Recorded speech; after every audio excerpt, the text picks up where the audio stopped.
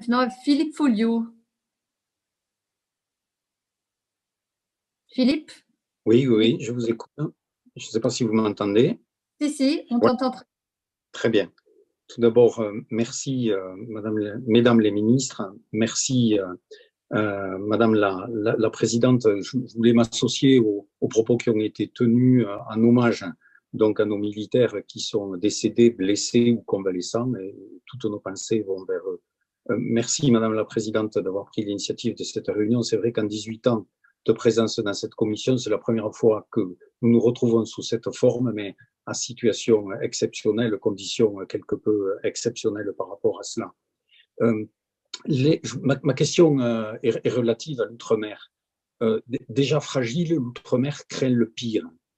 Et bien entendu, par le biais de l'opération Résilience, et vous avez dit, Madame la Ministre, que déjà 2 bâtiments ont été envoyés sur place, que nous avons, je crois, un A400M qui est prévu pour aller en Polynésie aussi.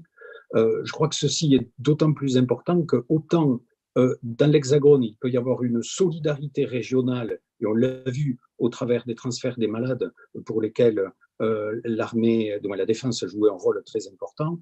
Autant pour les Outre-mer, ne serait-ce que par rapport aux problématiques d'élongation, on sait que ça va être très difficile. Donc ma question est double.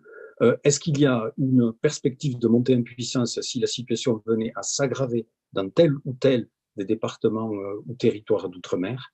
Et ensuite, la deuxième question, est-ce qu'il y aura une capacité de pouvoir, par rapport à certains pays voisins de nos outre-mer, d'avoir des éléments de solidarité dans un sens comme dans l'autre pour essayer de se soutenir mutuellement dans cette difficile épreuve? Merci. Sur l'outre-mer, avant de céder la parole à Geneviève Darrieussecq sur un certain nombre d'autres questions, donc je voudrais dire que nous portons une attention très particulière à la situation des Outre-mer en général. Quand je dis nous, c'est le gouvernement dans son ensemble, le Premier ministre, la ministre des Outre-mer, mais bien sûr tous les autres ministres qui sont amenés à intervenir dans les Outre-mer. C'est un enjeu de solidarité nationale que de pouvoir porter secours à tous les Français sur toutes les portions de notre territoire. Et par ailleurs, nous savons que nos armées, pour ce qui concerne le ministère des Armées, jouent un rôle particulier dans nos Outre-mer. Nous avons des forces de souveraineté qui sont positionnées dans les différentes Outre-mer, et nous y avons aussi le service militaire adapté. Par conséquent, depuis le début de l'épidémie, les forces de souveraineté comme le SMA se sont fortement mobilisées.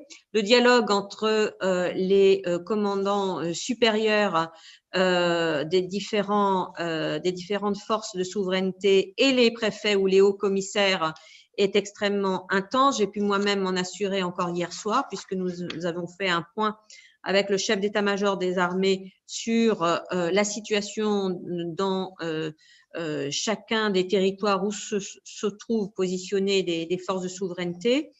Et l'opération Résilience, bien sûr, a vocation à se déployer dans les Outre-mer comme en métropole. Nous avons donc fait un certain nombre d'opérations, j'en ai mentionné quelques-unes, notamment le déploiement des 2 porte-hélicoptères amphibies vers les Antilles et dans l'océan Indien.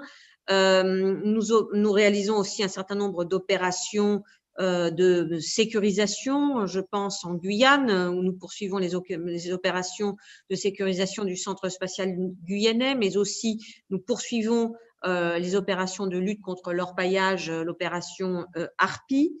J'ai indiqué tout à l'heure que le Dixmude allait d'abord accoster à Saint-Martin pour livrer un certain nombre de matériel et de ravitaillement, puis ensuite il accostera en Guadeloupe avant de terminer cette première boucle à Fort-de-France.